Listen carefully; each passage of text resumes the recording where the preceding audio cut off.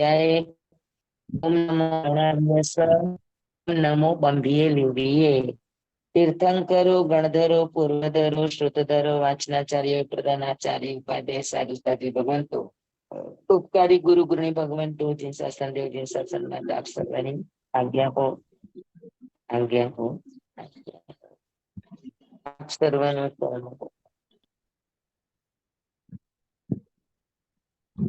સ્વામીને વંદના કરી લઈએ. ચાલો હા કરી દો.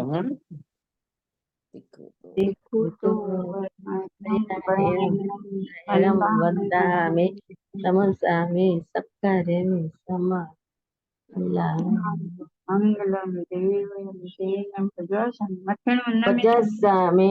મથેણ વંદામિ સ્વામી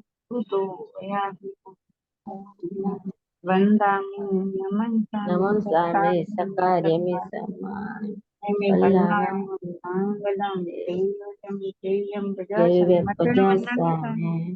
મથેણ વંદામિ સ્વામી. હાજી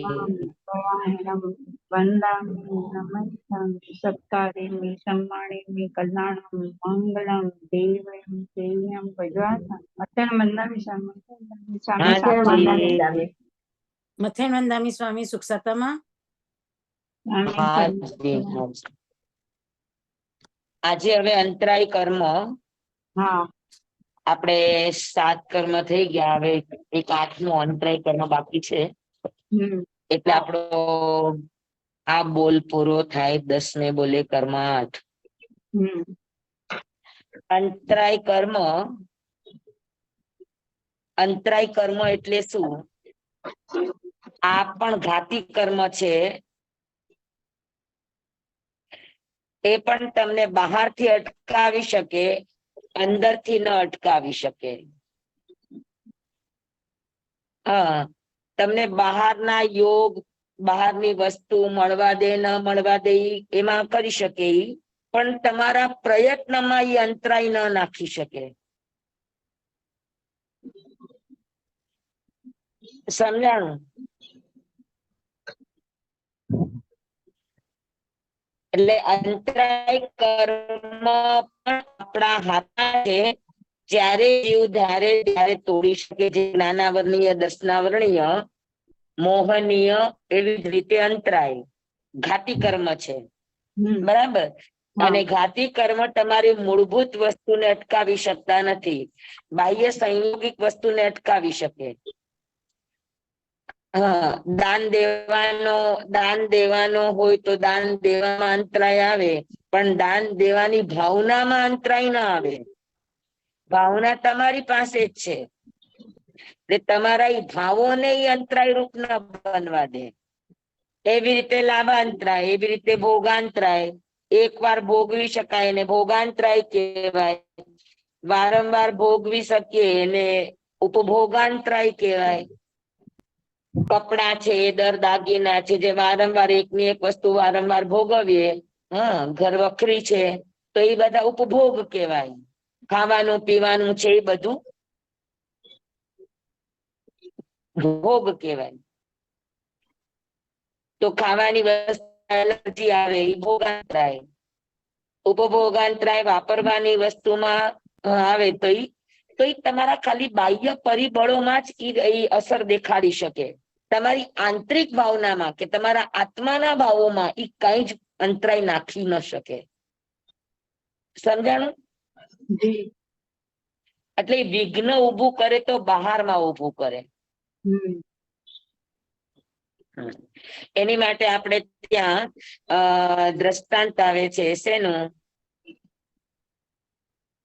તો કે રાજાના ભંડારીનું. દાન લેવા માટે કોઈ આવ્યું હોય તો રાજા એના ભંડારીને કે તમે આને આટલું દાન આપી દેજો. તો રાજાના આપવાના ભાવમાં કમી નથી, લેનારને લેવાની ભાવના છે, એમાં કોઈ કમી નથી, એમાં ક્યાંય અંતરાય નથી. અંતરાય ક્યાં આગળ છે? તો કે ભંડારી છે એનાથી નીકળતું નથી, એનાથી છૂટતું નથી. સમજાણું? એટલે દેનારું અને લેનારું આ બેના ભાવોમાં કોઈ કચાશ નથી. ઈ બેના ભાવોમાં કોઈ અંતરાય નથી. અંતરાય ક્યાં છે? તો કે વચ્ચે જે વચટીઓ છે વચ્ચે એમાં ભંડારી સમજાણું? એટલે અંતરાય કર્મ પણ આ રીતે સમજવાનું. આપણે એમ કે અમને અંતરાય છે, અંતરાય છે, અંતરાય છે. અંતરાય કોઈ દિવસ તમારા ભાવોને હોઈ શકે નહીં. તમારા અંદરના પુરુષાર્થને કર્મ લાગે નહીં, તમારા પ્રયાસને કર્મ લાગે નહીં. ઋષભદેવ ભગવાનને ગોચરી નહોતી મળતી તો 1 વર્ષ સુધી એ ગોચરી નીકળ્યા છે. ગોચરી જવામાં એને કોઈ અંતરાય કર્મ નડ્યું નહોતું. સમજાણું? એટલે અંતરાય કર્મને બસ વારંવાર એ ચીજનો પ્રયાસ થાય, વારંવાર એ પ્રયત્ન થાય, વારંવાર એ ચીજ દોહરાવાય, ધીરે ધીરે અંતરાય પણ આઘું થઈ જાય.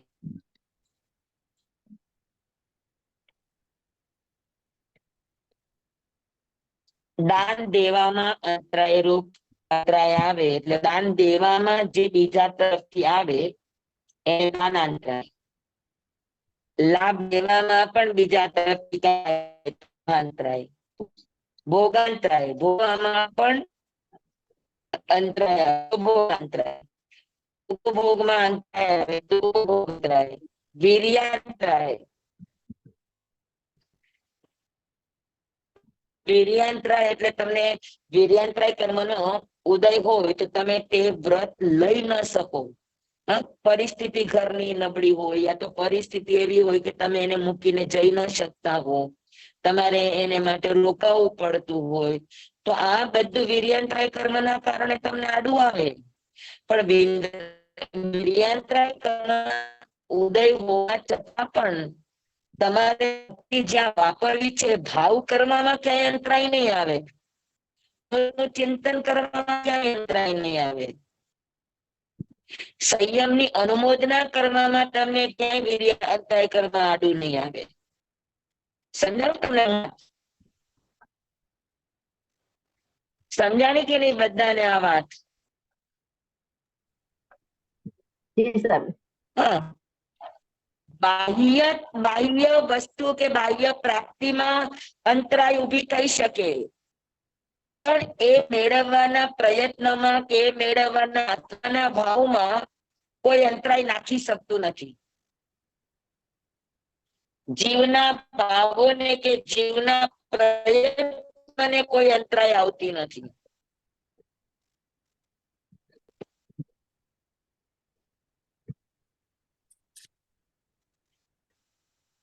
સ્વામી ઉપભોગાંતરાય ફરી વાર કેમ? ઉપભોગાંતરાય એટલે જે ચીજ વારંવાર એકની એક ચીજ વારંવાર કરવામાં આવે એને ઉપભોગ. જેમ કે કપડા, દાગીના, એકની એક ચીજ તમે વારંવાર વાપરી શકો. ઘર વખરી, ફર્નિચર, તો જે ચીજ વારંવાર વાપરવામાં આવી શકે એને ઉપભોગ કહેવાય. એમાં અંતરાય આવી એટલે ઉપભોગાંતરાય. ભોગાંતરાય એટલે એક વખત ખાધા પછી બીજી વાર તમે એને વાપરી ન શકો. જેમ કે ભોજન એકવાર ખાઈ લીધું તો વળી પાછું જે ખાધેલું ભોજન છે થોડુંક ખાશો તમે, એ તો શરીરની અંદર પચી ગયું. તો એકવાર જેનો ઉપયોગ કરી શકાય એને ભોગ કહેવાય અને વારંવાર એકની એક ચીજને વાપરી શકો તમે એને કહેવાય ઉપભોગ. તો ઉપભોગમાં અંતરાય આવી એ ઉપભોગાંતરાય અને ભોગમાં અંતરાય આવી એને ભોગાંતરાય કર્મ કહેવાય. પણ એ તમને વસ્તુને અટકાવી શકે, તમારા અંદરના ભાવોને અટકાવી ન શકે. સમજાણું? ઓકે, હા. તમારા પ્રયત્નને અટકાવી ન શકે. જી સ્વામી.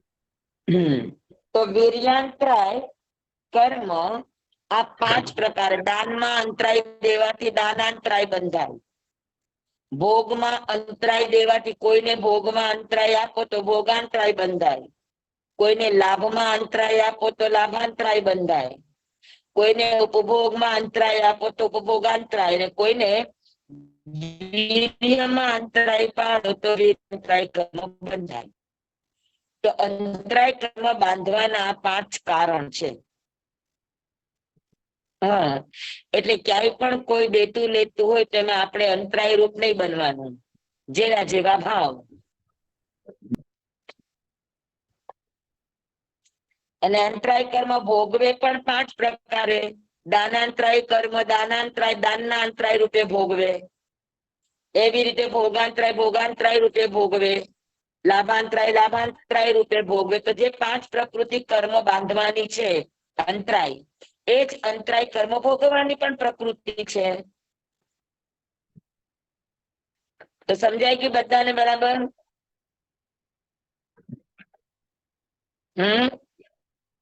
જી સ્વામી. અંતરાય કર્મ સમજાણું? જી જી સ્વામી. જી સર.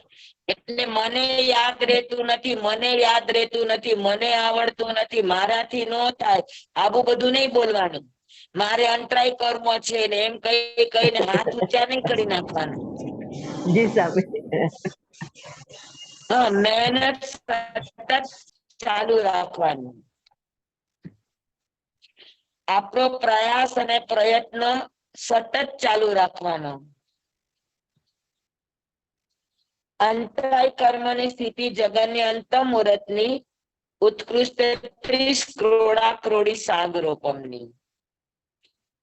જ્ઞાનાવરણીય દર્શના અંતરાય કર્મની સ્થિતિ 30 સાગરોપમની. સ્વામી અવાજ કપાય છે. ઉત્કૃષ્ટ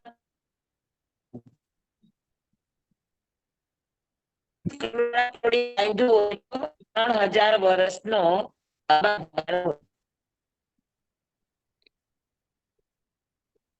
બરાબર? બધાને સમજાઈ ગયું? સ્વામી વચ્ચે અવાજ કપાય છે, નથી સમજાતું બરાબર. અરે અહીંયા બહુ વરસાદ છે. અચ્છા. જે તમારું છૂટી જાય ને એ મને કયો પાછું, હું ફરીથી કહું. હા, અંતરાય કર્મની સ્થિતિ જગન્ય અંત મુહૂર્ત ઉત્કૃષ્ટ 30 ક્રોડા ક્રોડી સાગરોપમ. જ્ઞાનાવરણીય દર્શનાવરણીય અંતરાય, આ ત્રણેય ઘાતી કર્મની સ્થિતિ એક સરખી છે. જગન્ય અંત મુહૂર્ત અને ઉત્કૃષ્ટ 30 ક્રોડા ક્રોડી સાગરોપમ. એનો અબાધાકાર પડે તો કેટલો? કે અંત મુહૂર્ત નો અબાધાકાર અંત મુહૂર્ત નો જ પડે, પણ 30 ક્રોડા ક્રોડી નો અબાધાકાર પડે 3000 વર્ષનો. 3000 વર્ષ સુધી એને ચેતવા માટેનો અવસર છે, પછી કર્મ ઉદયમાં આવે.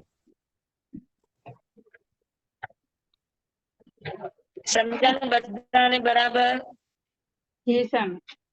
તો એમાં હા. એમાં શું એ કર્મની નિર્જરા માટે તો પછી ત્યારે એટલો હા? વર્ષનો અબાધા કાળ એટલા વર્ષનો છે, તો વચ્ચે એવી કઈ આરાધના કરીએ તો એ કર્મ નષ્ટ થઈ શકે. કોઈને માટે અંતરાય રૂપ નહીં બનવાનું. અને જેને જ્યાં જરૂરિયાત હોય ત્યાં આપણે આપણા તરફથી એને યોગદાન આપવાનું, એટલે અંતરાય કર્મ તૂટે. હા, જેને જે જરૂરિયાત છે અને આપણી પાસે ઈ છે, તેમાં કંજૂસ નહીં થવાનું. સ્વામી, હાજી આમાં એક પ્રશ્ન છે. બોલો. હવે કોઈ ભોગમાં જે આપણને ગલત લાગતું હોય, હવે એક્ઝામ્પલ કે રેસ્ટોરન્ટમાં વારંવાર ખાવાનું, તો ઈ આપણને ખોટું લાગતું હોય તો આપણે એને ઈ વ્યક્તિને રોકીએ તો ઈ ખરાબ કહેવાય, એટલે ઈ નહીં આપવાનો અંતરાય. આપણે શું કામ કોઈને રોકવાના? આપણે સમજાવવાનું કામ આપણું છે, રોકવાનું કામ આપણું નથી. અચ્છા, એટલે આપણી જેના પ્રત્યેની જવાબદારી છે એને પણ આપણે રોકવાનું નહીં ને? હોટલમાં જનારો છોકરો છે, નાનો તો નથી ને? ના. હે, સમજી શકે એમ છે. હમ. અને આ બધું હવે પાકા ઘડા થયા પછી તમે એને સુધારવા જાવ તો ન સુધરે. બરાબર. આવા બધા સંસ્કાર એને ગર્ભથી આપવામાં આવે, અને જી ઈ સ્વામી. સંસ્કારમાં મોડા પહેલા છે, તો બચ્ચું નાનું છે ત્યાં જન્મ થયો ત્યાં તમે એવી રીતે રહ્યો. હવે એને તમને હોટલમાં ખાતા જોયા હોય, તમારા સગાઓને હોટલમાં ખાતા જોયા હોય, પોતાના મિત્રોને હોટલમાં ખાતા જોયા હોય, અને પછી આપણે એમ કે તારે હોટલમાં નથી જવાનું, તો કેવું લાગે? તો નો રોકાય. જી સ્વામી. છે ને? તો આભાર આ સ્વામી. બધું સંસ્કારનું વાવેતર જે તે ઉંમરમાં થવું જોઈએ. જી સ્વામી.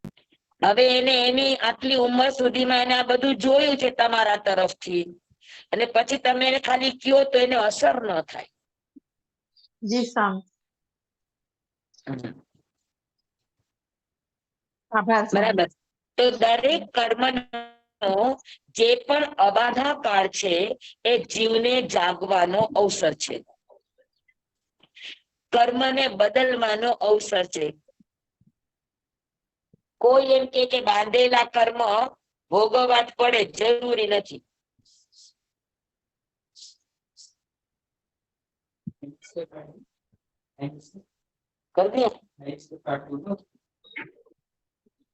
किसको गाय का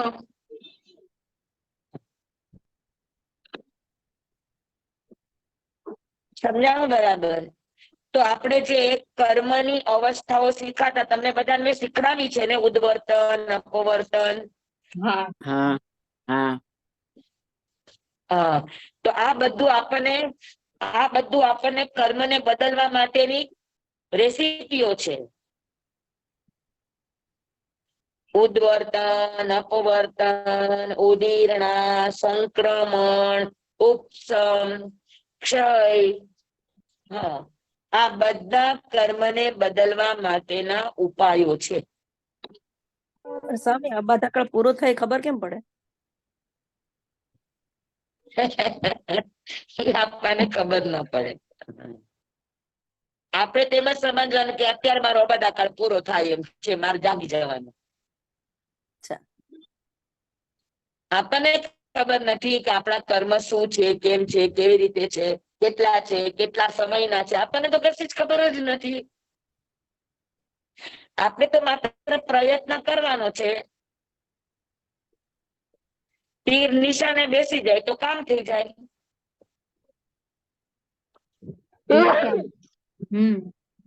બરાબર છે. તો વર્તમાનમાં આપણો પ્રયાસ, આપણો પુરુષાર્થ ઈ છે કે આપણે સારું કર્મ કરવું, સારા ભાવ કરવા, સારા પરિણામ કરવા, સારા યોગોના વ્યાપારને કરવા. શુભ યોગોના વ્યાપાર કરો અને ભાવ તમારા શુદ્ધ રાખવાની કોશિશ કરો. આટલું કરવાથી શું થાય? તો કે આટલું કરવાથી યોગોને શુદ્ધ રાખવા માટે ક્ષેત્ર વિશુદ્ધિ અને ભાવોને શુદ્ધ રાખવા માટે સાક્ષી ભાવ. 23 કલાક ક્ષેત્ર વિશુદ્ધિમાં જીવવાનું છે અને 1 કલાક સાક્ષી ભાવમાં. ફરીથી કે શું બોલ્યા? ફરીથી યોગોને જીતવા, યોગોને જીતવા ક્ષેત્ર વિશુદ્ધિ. એટલે શું કરવાનું ત્યારે? ક્ષેત્ર વિશુદ્ધિ નો અર્થ શું થાય? આજુબાજુનું ક્ષેત્ર વિશુદ્ધિ એટલે ક્ષેત્ર વિશુદ્ધિ નો અર્થ એ થાય કે આપણે જીવોની સાથે દુર્વ્યવહાર થયો, આપણાથી ભાવોની દુર્ભાવનાઓ થઈ ગઈ, આપણા યોગોથી દુષ્વ્યવહારો થઈ ગયા, તો એ બધાનું શુદ્ધિકરણ કરવા ઈર્યાવય કરવાની હોય ને. અચ્છા. તો ઈર્યાવય કરવી એ ક્ષેત્ર વિશુદ્ધિ છે. હા, કોઈ જીવો સાથે આપણે વેરાનું બંધ થયા, કોઈ જીવોની સાથે આપણા વ્યાપારો બરાબર ન રહ્યા, કોઈ જીવોને આપણાથી દુઃખ પહોંચ્યું, તો આ બધાની પણ ક્ષેત્ર વિશુદ્ધિ. જી. તો 23 કલાકના જીવન વ્યવહારમાં ક્ષેત્ર વિશુદ્ધિ હોય તો 1 કલાકનું સાક્ષી ભાવનું ધ્યાન તમારું એકદમ પ્રોપર થાય. ઈર્યાવય એટલે કાવસક કરવાનું. ઈર્યાવય કાવસક કરો, ઈર્યાવય બોલો, ઈર્યાવય નું ધ્યાન કરો, ઈર્યાવય નું ચિંતન કરો.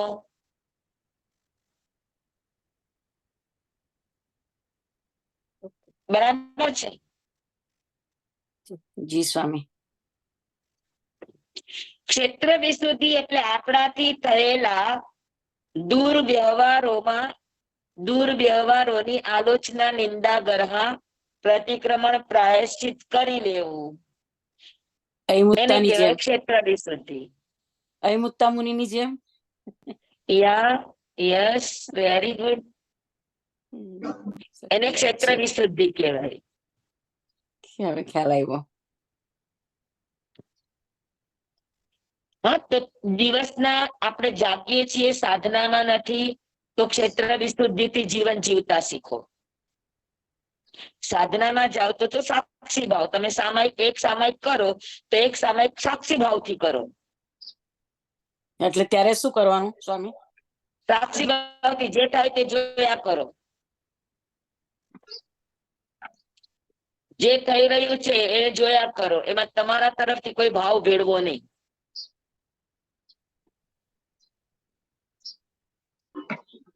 તમારા તરફથી વિચારવાના પછાણ, તમારા તરફથી બોલવાના પછાણ, તમારા તરફથી કાયાને હલાવા ચલાવવાના પછાણ, એનું નામ સાક્ષી ભાવ.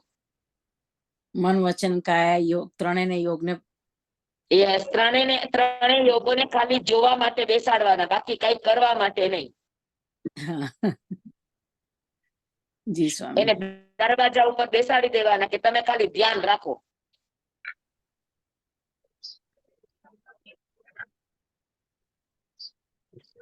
ઓકે, સમજાઈ ગયું? એટલે બધા કે કર્મ બહુ અઘરા, કર્મ બહુ અઘરા. કર્મ જેવી કૃપા કોઈની ન હોય. એમાં ઘાતી કર્મ સૌથી વધારે કૃપાળુ છે. આપણે ફેરવી શકીએ એને. અઘાતી કર્મ જીતવા અઘરા, ઘાતી કર્મ જીતવા સહેલા.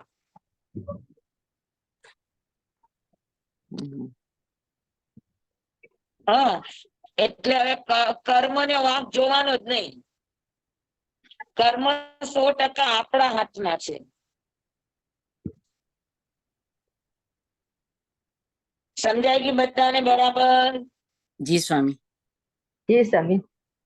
હા, હવે કેતા નહીં મારા કર્મો આવા છે. કર્મ બધાયના હારા જ હોય. કર્મ કોઈને દુઃખ દેવા આવે જ નહીં. ખાલી હિસાબ નીલ કરે, બાકી દુઃખ દેવાનો આવે.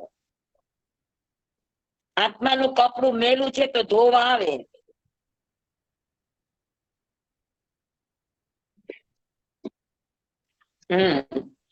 તો પેલે બોલે ગતિ 4, બીજે બોલે જાતિ 5, ત્રીજે બોલે કાયા 6, ચોથે બોલે ઇન્દ્રિય 5, પાંચમે બોલે શરીર વ્યાપ્તિ 6, છઠ્ઠે બોલે પ્રાણ 10, સાતમે બોલે શરીર 5, આઠમે બોલે યોગ 15, નવમે બોલે ઉપયોગ 12, દસમે બોલે કર્મ 8.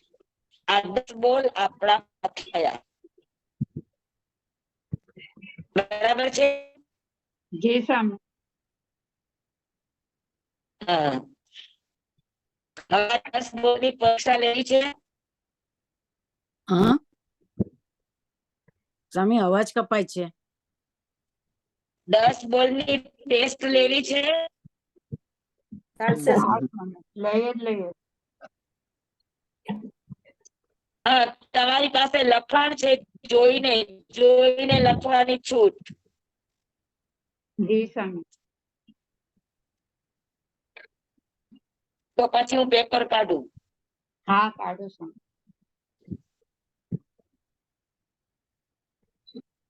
ચાલો, 11મે બોલે ગુણસ્થાન 14. ગુણસ્થાન થઈ ગયા છે.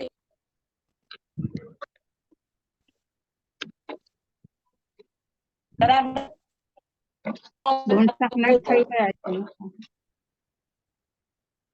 ગુણસ્થાન આપણા ડિટેલ થી થઈ ગયા છે. હા, તો હવે ઈ બોલ ફરીથી લેતી. બોલે ગુણસ્થાન 14. 12મે બોલે 5 ઇન્દ્રિયના 23 વિષય. હા, 5 ઇન્દ્રિય પણ આપી ગયું છે. એક કરતા ફરી ગયો.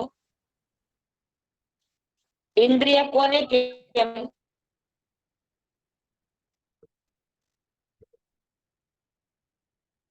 ઇન્દ્રિય કોને કહેવાય? આપણે શીખી ગયા છે.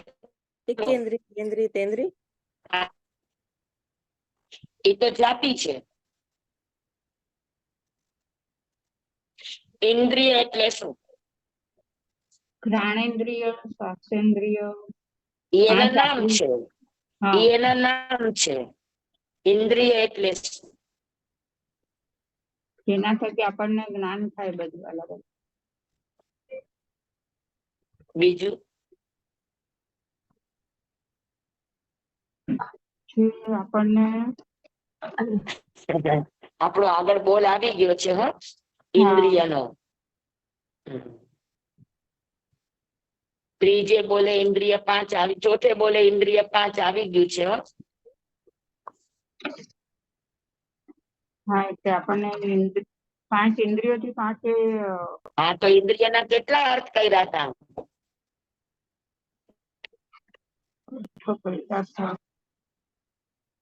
હા,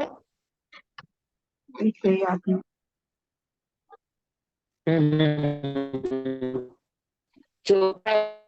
કેટલી તૈયારી કરાવો છો? તમારે નહીં કરવાની. ભણી ગયા હોય તો એને વાંચવાનું, ભણી ગયા હોય તો એને યાદ રાખવાનું. આપણને વધારે ન યાદ રહે તો કાંઈ, પણ મોટું શું કહેવાય એટલું તો આપણને યાદ રહે.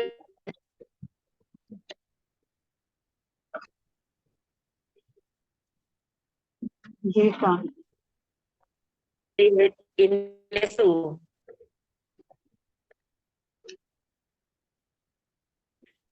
તમારું લખેલું છે. ઇન્દ્રિય એટલે જેનો માલિક. ઇન્દ્ર એટલે આત્મા.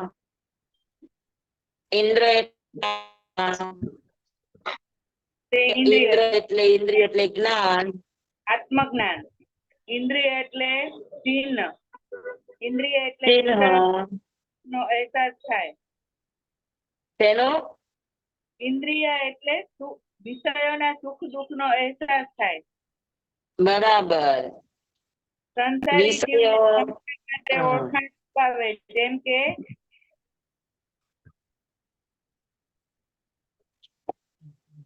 ઇન્દ્રિય વગેરે સાથે આપણને જેમ કે શ્રોતેન્દ્રિય, ચક્ષુન્દ્રિય, ઘ્રાણેન્દ્રિય, રસેન્દ્રિય, સ્પર્શેન્દ્રિય એમ.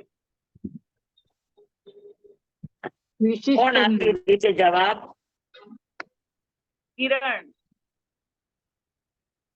કિરણ દેસાઈ, રાજકોટ. ઇન્દ્રિય એટલે ચિહ્ન. ચિહ્ન એટલે ચિહ્ન શું કામ કરે? તો કે ઓળખાણ કરાવે. આ જીવ એકેન્દ્રિય છે, આ જીવ બેઇન્દ્રિય છે. ઈ ઓળખાણ શેનાથી થાય? તો કે ઇન્દ્રિયથી. જેના કાન દેખાય તો જીવ ઓળખી જાય કે આ જીવ કોણ હશે? તો કે પંચેન્દ્રિય. કાન ન હોય, આંખ સુધી ન હોય તો ઓળખી જવાય કે આ જીવ કોણ છે? તો કે ચૌરેન્દ્રિય. એકઇન્દ્રિય, બેઇન્દ્રિય, ચૌરેન્દ્રિય આદિ જે ઓળખાણ છે એ ઓળખાણ કોનાથી થાય? ઇન્દ્રિયથી થાય. બરાબર. ત્વચા, ચામડી છે એકેન્દ્રિયની ઓળખ છે. ખાલી ચામડી. ચામડી અને જીભ બેઇન્દ્રિયની ઓળખ છે. જીભ અને નાક આ તેન્દ્રિયની ઓળખાણ.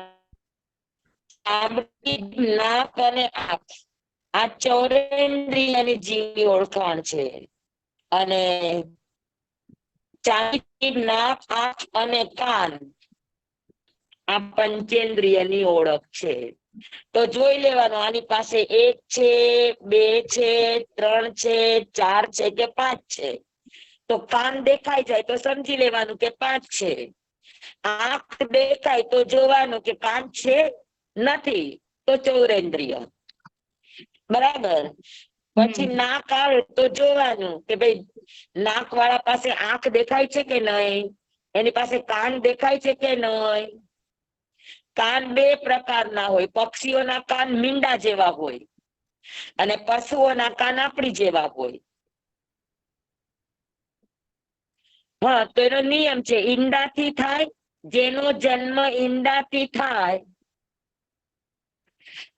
એના કાનની જગ્યાએ મીંડું હોય. એના કાન જ કહેવાય પણ એ મીંડા જેવા હોય. અંદાજે અને જે મનુષ્યની જેમ ગર્ભથી ઉત્પન્ન થાય એવા પશુઓને આપણી જેવા કાન હોય, જે બહારથી તમે જોઈ શકો. સમજાણું? તો એક એક ઓળખ છે.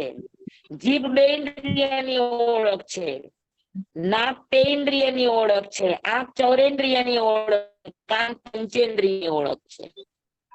તો એક અર્થ થાય ઓળખવું, બીજું અર્થ થાય આત્માને જ્ઞાન કરાવવામાં મદદ કરે.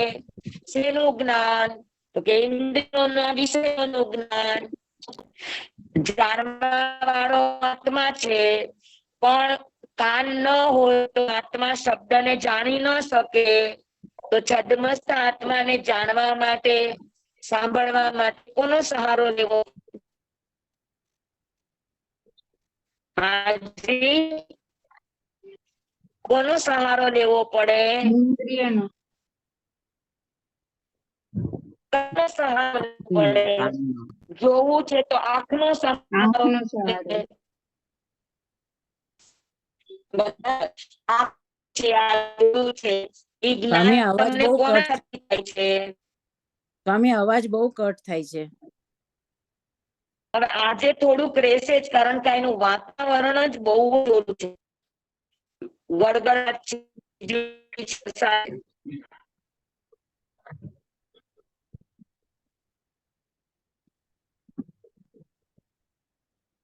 હવે સંભળાય છે? જી સ્વામી. હવે સંભળાય છે? સંભળાય છે. અવાજ તૂટીને જ આવે છે સ્વામી. સાતા છે બારી.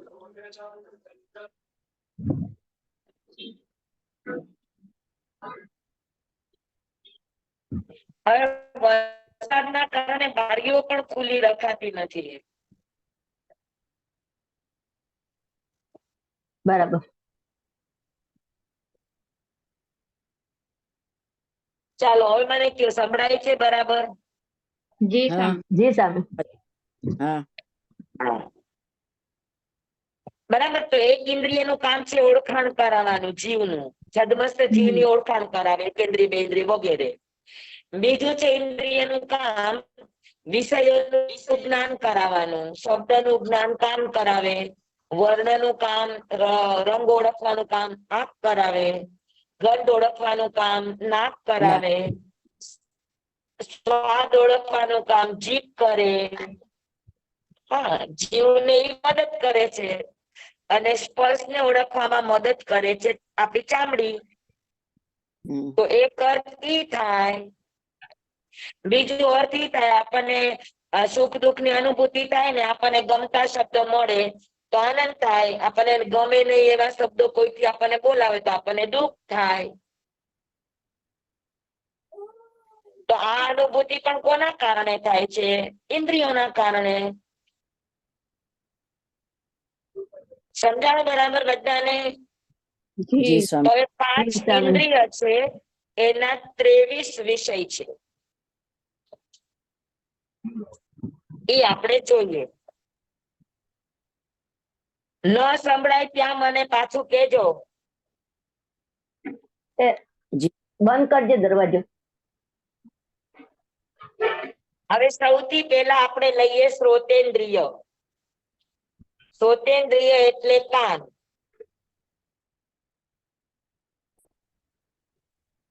કાનનું કામ છે સાંભળવું.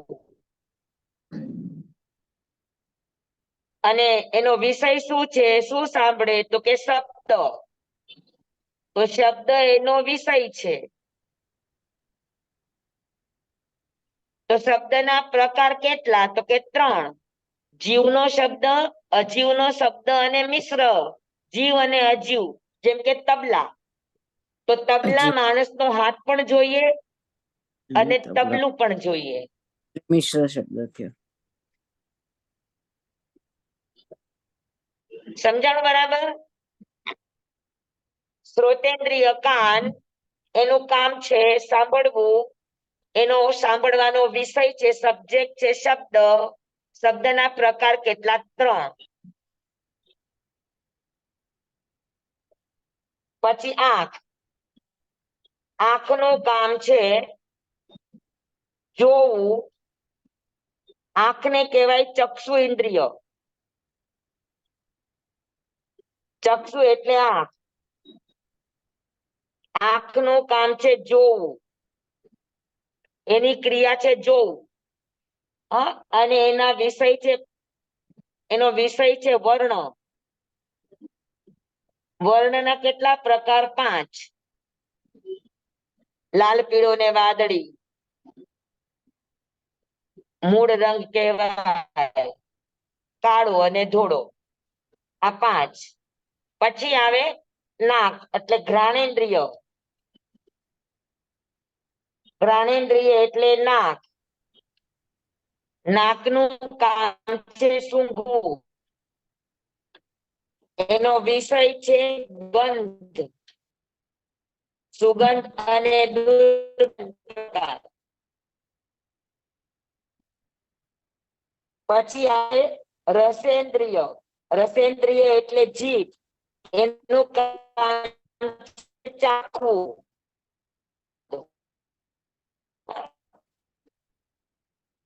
એનો વિષય છે રસ, ખાટો, મીઠો, કડવો વગેરે. રસ છે 5.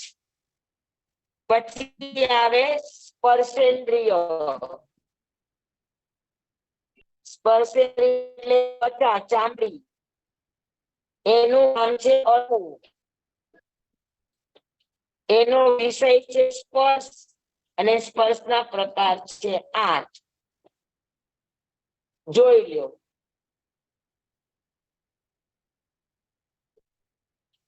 તો ગણો. આઠ,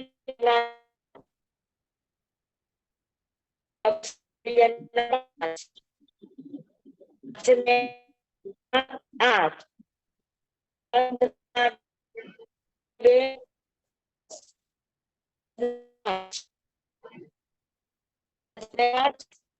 સંભળાતું નથી હો.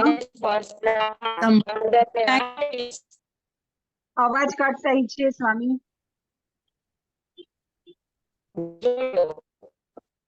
શબ્દ, શબ્દના 3 પ્રકાર.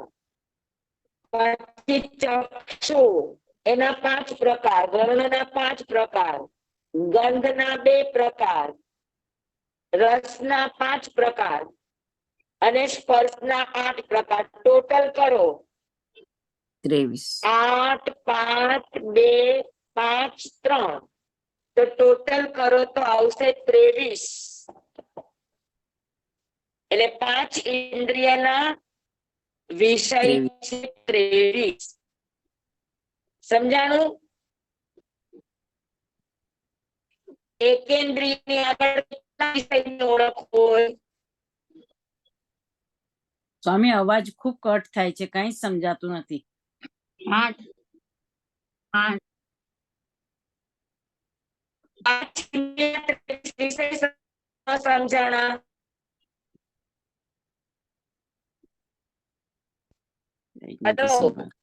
હા કઈ સમજાતું નથી સ્વામી, સ્વામી. અવાજ નથી આવતો. 23 વિષય સમજાણા. હા હા, ઈ સમજાણા.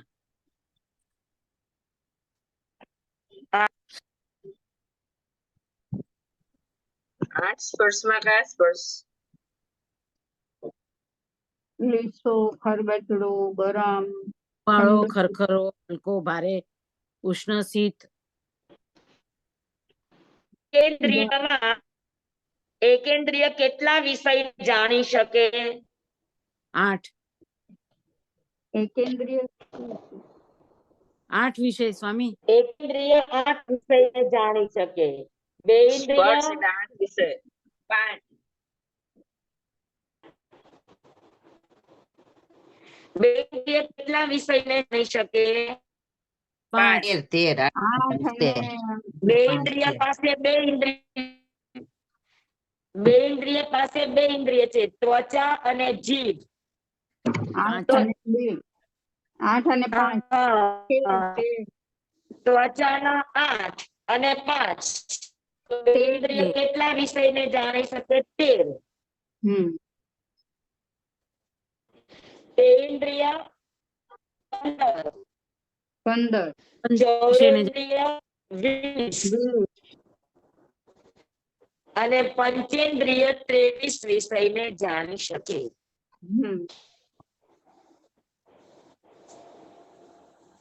સમજાય કે બધાને?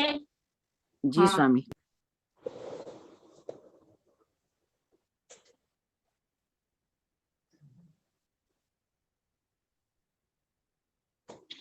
તો આપણો 12મો બોલ પૂરો. 5 ઇન્દ્રિયના 23 વિષય, પણ આમાં 240 વિકાર નથી આપ્યા. પણ 240 વિકાર આવે ખરા. એટલે તમને શું ખબર સ્વામી? છે વિકારોની? ના સ્વામી.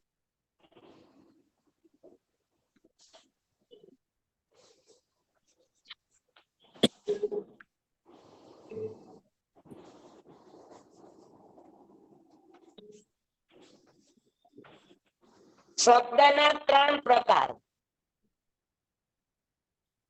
જીવનો શબ્દ, અજીવનો શબ્દ, મિશ્રનો શબ્દ.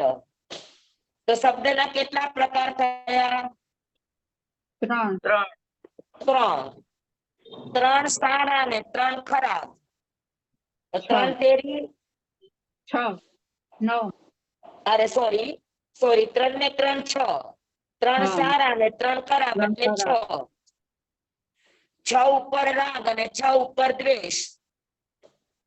12. કેટલા થયા? 12.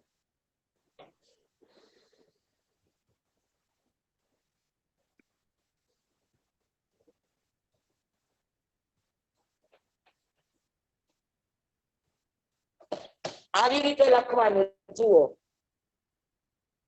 શબ્દના 3 પ્રકાર. હા, જીવ શબ્દ, અજીવ શબ્દ અને મિશ્ર શબ્દ. એ 2 પ્રકારના, સારા અને ખરાબ, શુભ અને અશુભ. એટલે 3 દુને 6.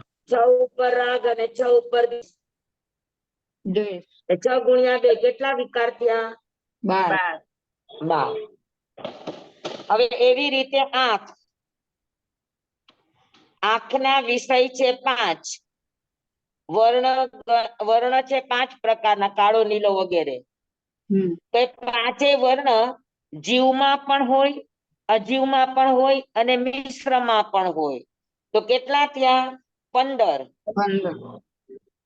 15 શુભ અને 15 અશુભ. 30. કેટલા થયા? 30. 30 ઉપર રાગ અને 30 ઉપર દ્વેષ. કેટલા થયા? 60. જોઈ લ્યો.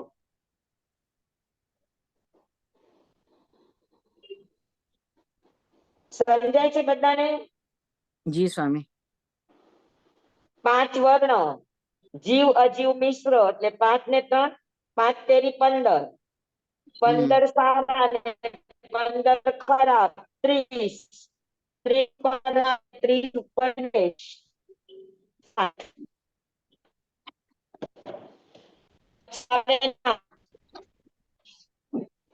નાકના 2 વિષય, સુગંધ અને દુર્ગંધ. જીવમાં પણ સુગંધ દુર્ગંધ હોય, અજીવમાં પણ સુગંધ દુર્ગંધ હોય અને મિશ્રમાં પણ સુગંધ દુર્ગંધ હોય. ઉદાહરણ એટલે 6. સુગંધ છે એ સારી છે અને દુર્ગંધ છે એ ખરાબ છે. એટલે શુભ અને અશુભ આમાં ભેદ નહીં પડે.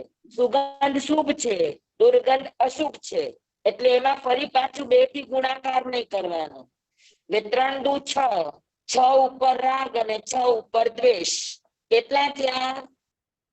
12 નાકના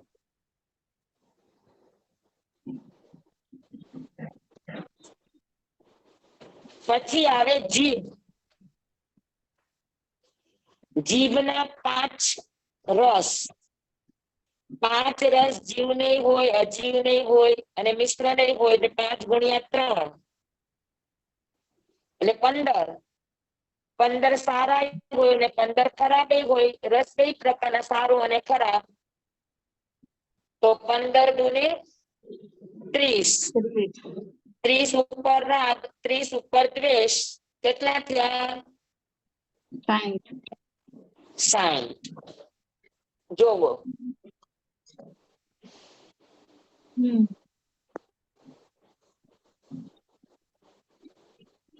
દેખાય છે ને બધાને? ના સ્વામી વિડિયો હવે આવ્યો.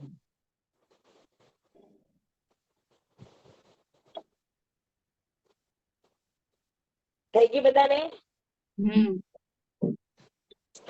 હવે આવે જીભ પછી ત્વચા ચામડી ચામડીના 8 તો 8 જીવના 8 અજીવના 8 મિશ્રના 8 તેરી 24 24 શુભ અને 24 અશુભ 48 48 ઉપર રાગ અને 48 ઉપર દ્વેષ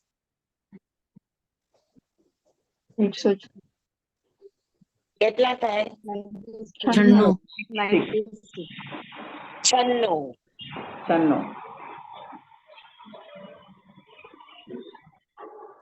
હવે અહીંયા ગણો તો 5 ઇન્દ્રિયો એના વિષય 23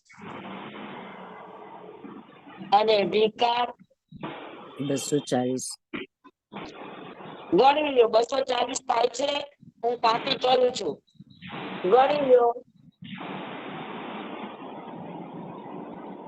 240 ગણો તો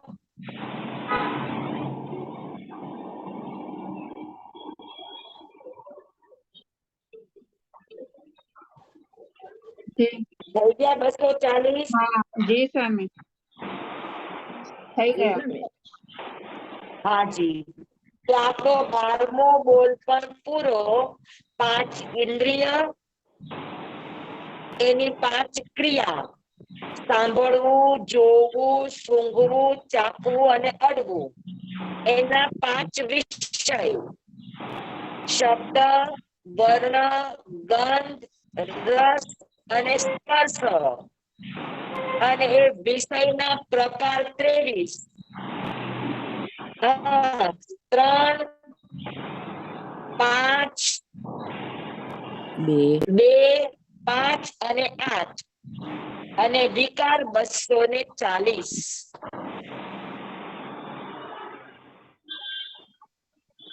સમજાય કે બધાને? તો આપણો 12મો બોલ પૂરો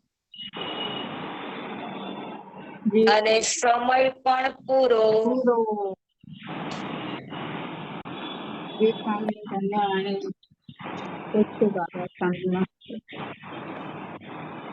બધાને સમજાઈ ગયું ને? સંભળાઈ ગયું? સમજાઈ ગયું? જી સ્વામી. જમ્બાઈદમ વચ્ચામિનમ વિનકરમ સકરમ પયાહિનમ વિનયહિનમ જોગહિનમ ઘોષહિનમ સુટ્ટુદિનમ દુટુપડીચ્ય મકાને કહો સજ્જાઓ કાલે ન કહો સજ્જાઓ સજ્જાય સજ્જાયમ સજ્જાય ન સજ્જાય એમ ભણતા ગણતા ચિંતવતા વિચારતા સુણતા સાંભળતા જ્ઞાનીઓના અનંત અનંત ભાવો છે અનંત અનંત પર્યવો છે અનંત અનંત ગમા છે અનંત અનંત નહીં છે અનંત અનંત નિક્ષેપ છે અનંત અનંત રહસ્ય છે અનંત અનંત ખુલાસાઓ છે આમાંથી કોઈ પણ ભાવ ભેદ નહીં નિક્ષેપ ગમા રહસ્ય ખુલાસાનું સ્થળન છદ્મસ્ત ભાવે મારા બોલવામાં કહેવામાં સમજાવવામાં આવ્યું હોય આપને સાંભળવા સમજવામાં આવ્યું હોય તો અર્યાંશિત કેવડી ગુરુ ભગવાન આપની સાક્ષી આત્મા પરમાત્માની સાક્ષી એ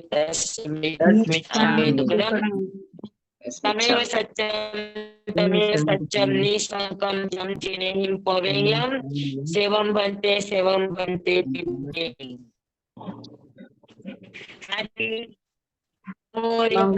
નમો સિદ્ધ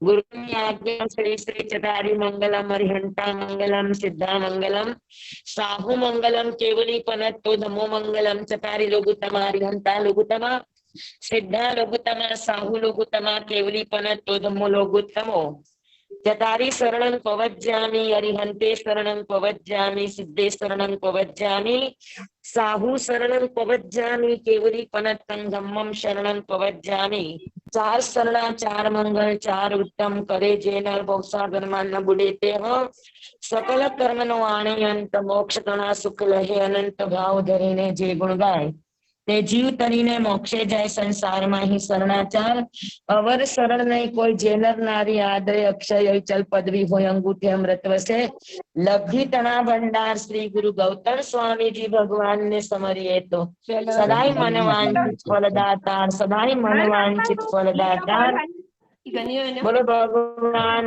મહાવીર સ્વામી કી જય.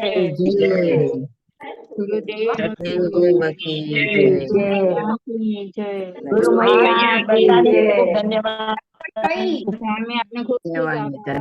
ખૂબ ખૂબ આભાર, ધન્યવાદ. સાતમા સ્વામી. ખૂબ આભાર સ્વામી, ધન્યવાદ. સ્વામી સાતામાં